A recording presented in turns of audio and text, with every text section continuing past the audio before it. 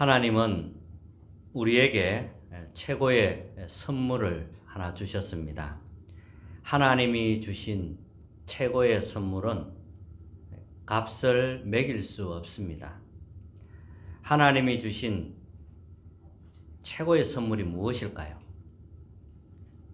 바로 구원입니다. 하나님은 구원받은 자녀에게 보좌의 축복으로 함께 하실 것을 약속하셨습니다. 이것이 실감 나야 되고요. 실감 난다면 감사가 회복될 것입니다. 그렇지 않으면 감사할 수가 없죠. 믿어지는 사람에게는 감사가 나오게 되고요. 그렇지 않으면 감사보다 불평이 나오게 될 것입니다. 하나님이 그리스도를 통하여 구원받은 것은, 우리를 구원한 것은 최고의 은혜이고 선물입니다. 그래서 세상을 쳐다보면서 부러워하면 안 돼요. 하나님 앞에서 자랑할 것은 아무것도 없습니다. 세상 사람들은 자기가 가진 것 때문에 하나님을 찾지 않습니다.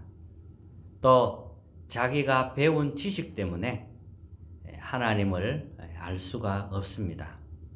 아무리 재물이 많고 쌓은 지식이 많아도 그것으로는 구원을 얻을 수도 살 수도 없습니다. 오히려 하나님 없이 쌓아 올린 모든 것은 네피림에 잡히게 되고요. 바벨탑처럼 무너지는 그런 결과를 가져오게 됩니다.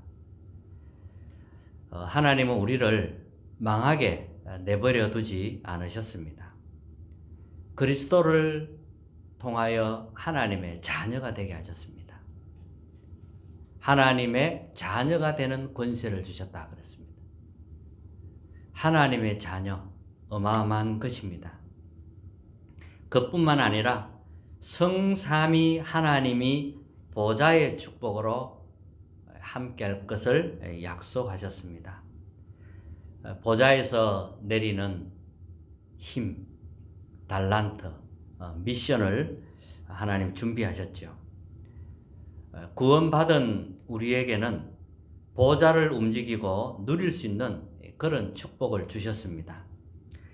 영적인 눈이 열리면 세상을 초월하고 오히려 세상을 살리게 됩니다.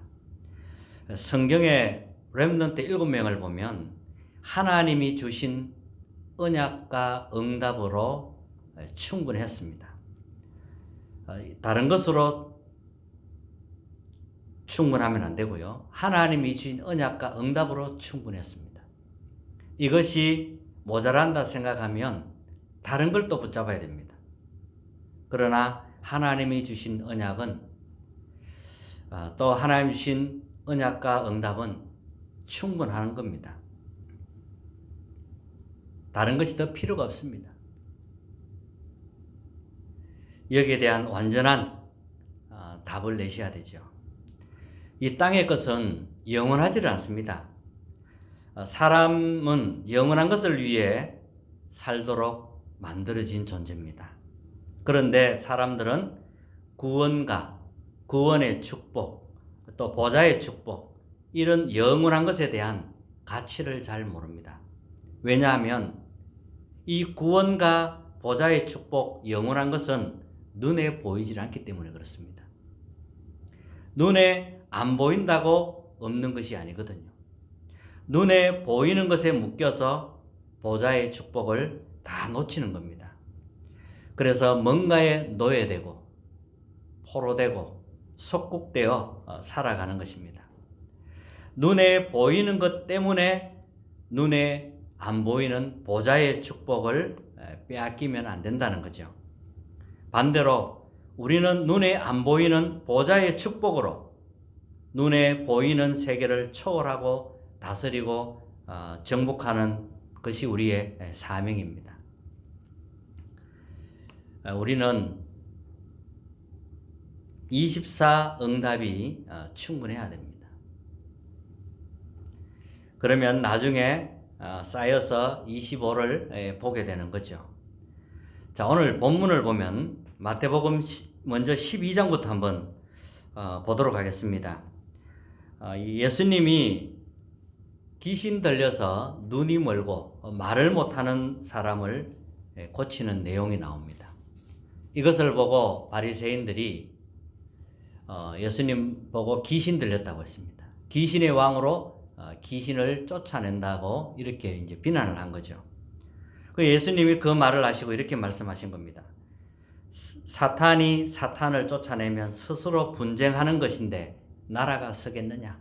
이렇게 말씀하셨습니다. 그러면서 하나님의 나라에 대해서 말씀하셨습니다. 마태복음 12장 28절에 보면 그러나 내가 하나님의 성령을 힘입어 귀신을 쫓아내는 것이면 하나님의 나라가 이미 너희에게 임하였느니라. 사람이 먼저 강한 자를 결박하지 않고서야 어떻게 그 강한 자의 집에 들어가 그 세간을 강탈하겠느냐. 결박한 후에야 그 집을 강탈하리라. 하나님의 나라 언약을 붙잡았는데 응답은 그 뒤에 따라오게 되죠. 예수 그리스도를 만나고 체험하는 순간 하나님의 역사가 일어납니다. 성삼위 하나님이 역사하면 보좌의 축복이 임하는 거죠. 이것을 하나님의 나라라고 합니다. 하나님의 나라가 임하면 근원적인 것이 치유가 됩니다. 그리스도께서 주신 말씀을 붙잡고 기도할 때 성령께서 역사하는 겁니다. 그러면 사탄이 결박되는 거죠. 이것을 보고 하나님 나라가 임했다고 하는 겁니다. 하나님 나라가 임하는 거예요. 하나님 앞에 정직한 히스기야 왕이 있었습니다. 이 왕은 우상을 다 없앴죠.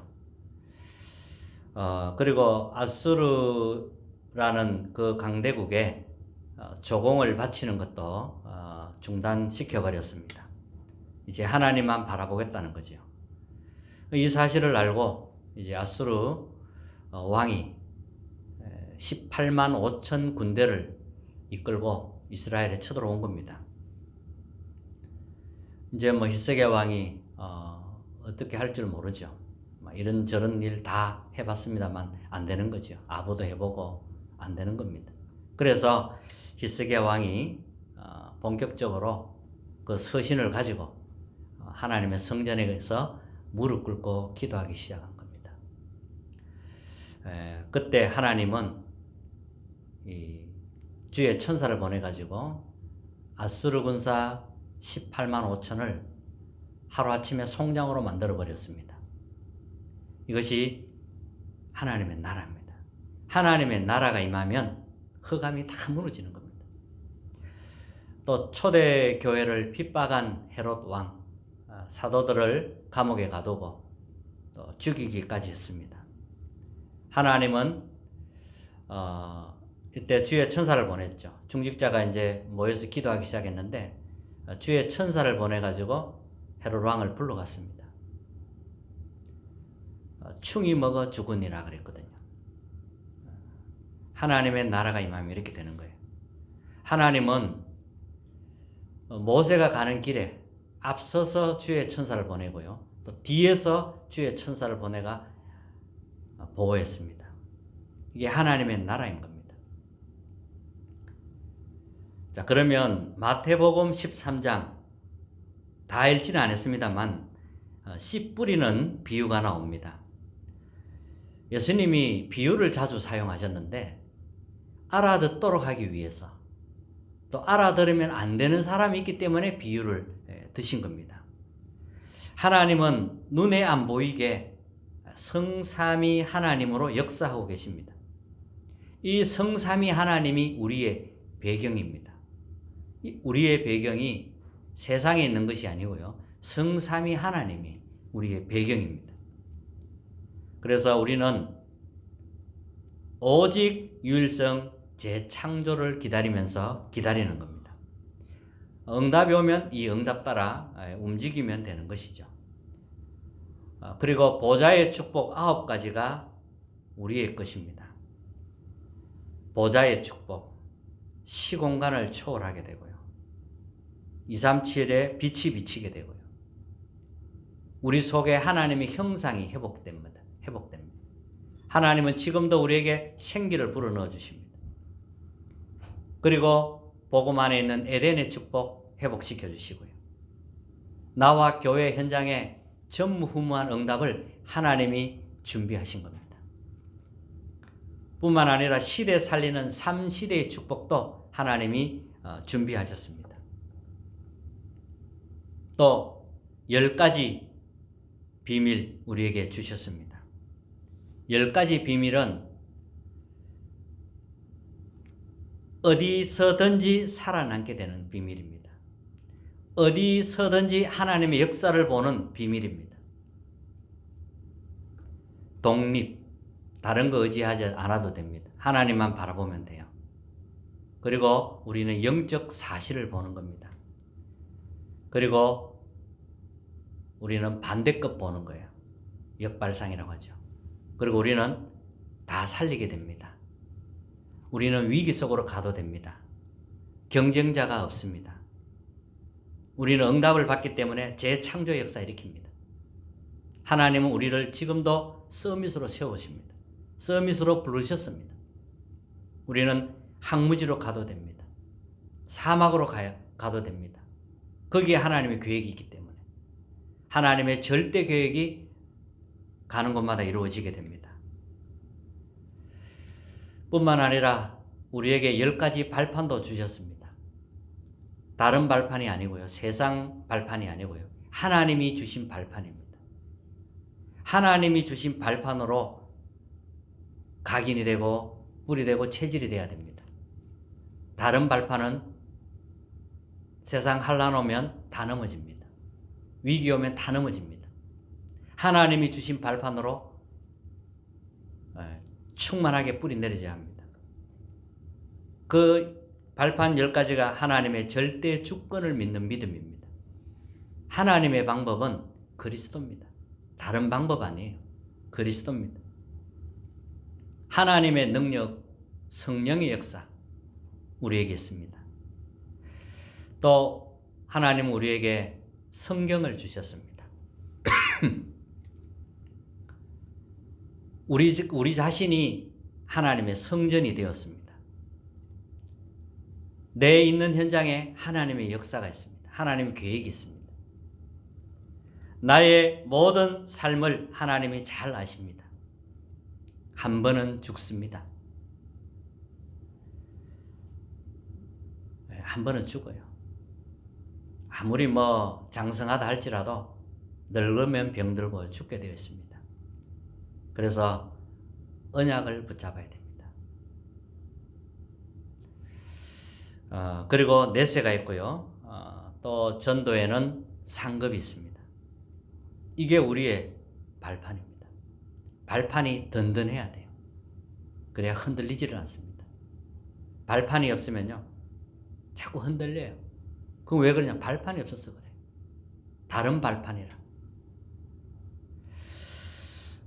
오늘 첫 번째, 빼앗아 갈 수 없는 말씀과 보좌의 응답입니다. 정확한 복음을 가진 자는 옥토에 씨가 떨어진 것처럼 열매를 맺죠. 성경에는 30배, 60배, 100배의 열매를 맺는다 이렇게 표현했습니다. 사실은 그 이상이죠. 못 깨닫는 이유가 뭐냐? 오늘 성경에 잘 나와 있습니다. 자, 씨를 뿌려요. 씨를 뿌리는데 이 씨가 길가에 떨어질 수 있다는 거죠. 길가에 떨어지면 새들이 와서 먹어버립니다. 이게 무슨 비유인가요? 마귀가 말씀을 빼앗아 간다는 거예요. 우리 마음밭이 길가가 되면 마귀가 말씀을 빼앗아 가는 겁니다. 또 씨를 뿌렸는데 가시밭에 떨어진 겁니다. 이 가시가 이 기운이 세거든요. 이 가시의 기운 때문에 씨가 뿌리 내려서 자랄 수가 없는 겁니다. 이건 또 무슨 비유입니까? 말씀을 듣기는 듣는데 세상의 염려가 더 많은 거예요. 또 재물의 유혹, 말씀이 이런 것 때문에 막히는 거예요. 그래서 결실하지 못하는 사람을 말하는 겁니다. 또 씨를 뿌렸는데 돌밭에 떨어지는 겁니다. 돌밭은 어때요? 흙이 없잖아요. 그러니까 흙이 얕아서 뿌리가 없으므로 말라 죽는 거지요. 이것은 무슨 비유입니까? 말씀을 듣고 즉시 기쁨으로 받기는 합니다. 그 속에 뿌리가 없기 때문에 잠시 견디다가 말씀으로 말미암아 환난이나 박해를 받으면 이제 넘어진다는 거죠. 참 예수님이 너무 정확한 그런 비유를 가지고 설명을 하셨습니다. 또 알곡과 가라지를 가지고 비유를 드셨습니다. 알곡이 뭐예요? 알곡은 천국의 아들들을 말하는 겁니다. 가라지는 뭐예요? 악한 자의 아들들을 말하는 겁니다. 논에 벼를 심으면 그 속에 가라지가 같이 자라잖아요. 근데 가라지를 보면 벼하고 구분이 안 돼요. 그 정도로 구분하기 어렵습니다. 그래서 예수님 뭐라고 말씀하셨냐면 가라지 뽑지 말고 그냥 두라고 말씀하신 거예요. 왜냐하면 가라지 뽑다가 알곡까지 뽑을 수 있으니까요. 이 가라지는 나중에 밥할 때, 불 뗄 때 필요한 거죠. 자, 이렇게 예수님이 비유를 가지고 설명을 하신 겁니다. 자, 두 번째는 아무도 못 빼앗는 그 가치입니다. 얼마나 가치가 있느냐? 감추인 보화가 밭에 감추어져 있다 그랬습니다. 천국 복음은 감추어진 보화 밭을 발견한 것과 같습니다. 농부가 일을 하다가 밭에 큰 보화밭을 발견하게 됩니다. 거기에는 평생 먹을 수 있는 겁니다. 자, 복음이 이렇다는 거예요. 복음은 보화밭과 같다는 거예요. 그 설명을 하는 겁니다. 또 이 천국, 하나님의 나라, 이 복음을 최고의 값진 진주와 같다. 이렇게 비유를 또 하신 겁니다. 복음 가진 우리가 최고의 값진 진주를 가진 겁니다. 보기에는 보따리 장사처럼 보이지만 최고의 것을 가졌다는 거예요.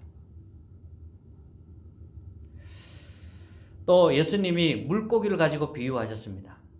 어부는 아무 고기는 안 잡죠. 자기가 필요로 하는 고기를 잡습니다. 그게 어부입니다. 그리고 세 번째는 아무도 볼 수 없는 감추어진 것입니다. 이 복음, 하나님의 나라, 이 보좌의 축복은 겨자씨와 같은 거예요. 겨자씨는 아주 작습니다. 근데 생명이 있기 때문에 이 겨자씨가 땅에 들어가 심겨지면 자라는 거예요. 나무가 될 정도로 크게 자라는 거예요. 그래서 공중에 날아다니는 새들이 와서 가지에 앉아서 깃든다는 거지요. 또 누룩을 가지고 예수님이 비유하셨습니다.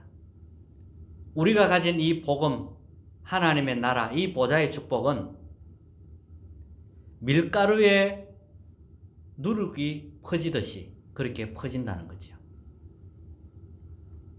이 복음의 씨가 들어가면 그렇게 되는 거예요. 초대교회가 이스라엘을 핍박했습니다. 아니죠. 초대교회가 아니고 로마가 초대교회를 핍박했죠. 근데 복음 가진 사람 통해서 나중에는 로마 전체 250년 다 퍼지게 되었죠. 자, 이런 일이 일어나는 겁니다. 또 예수님이 알곡과 가라지를 가지고 비유를 했습니다. 가라지 뽑지 말라는 거죠.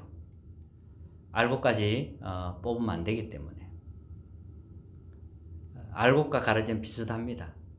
그래서 아무도 볼 수 없는 감추어진 것이다. 이렇게 이제 예수님 비유를 한 것이죠. 자, 결론입니다.